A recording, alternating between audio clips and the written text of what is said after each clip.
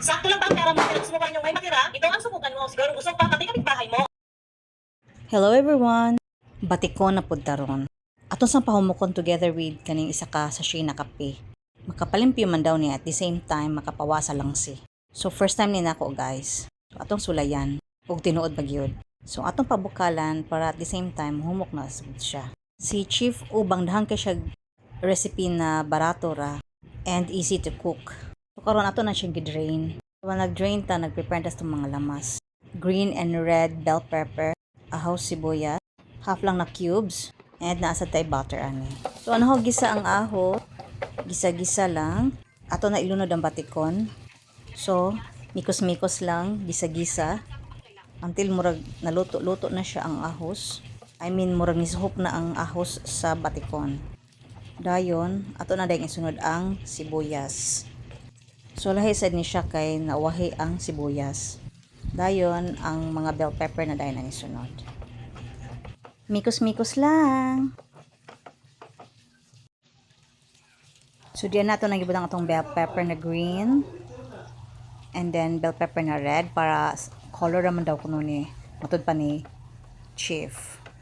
Oh, o diba? So again, mikos-mikos lang. And at the same time, para muhumok jud nga tuang batikon kay pertibi jud ning gahi abi sa pag-ato ning gipabukalan. But compared to atay, mas ganahan ko aning batikon. So pepper na dayon atong isunod. Dayon ang atong nor. Half ra na siya ha, ako nagitunga. Kay maparat na pud niya. So mao to mikos-mikos na pud taan ni. Antud ma-mix na jud na siya tanan diha. So by the way, napud tay sugar ani ha. Gamay lang para pa-blend lang sa yung lasa. Brown sugar akong gamit. I'm more into brown sugar than white sugar. And then atong butangag butter. Rating humota. Murag lami na jud kayo kaon ani.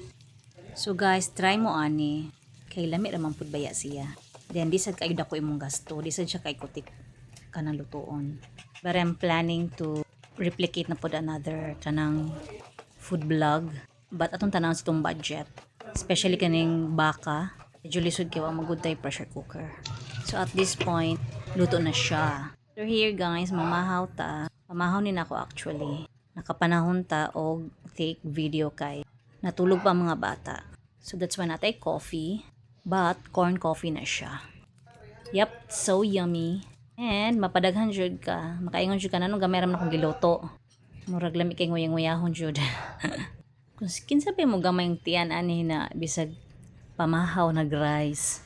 Sumo na rice is life. And wala exercise, sumo na atong mga tiyan ani. Murag wa na jud siya pag-asa. Labaw pa kung sige tag sundog ani lang mga luto. Mapadagan jud atong kaon. Maglami jud.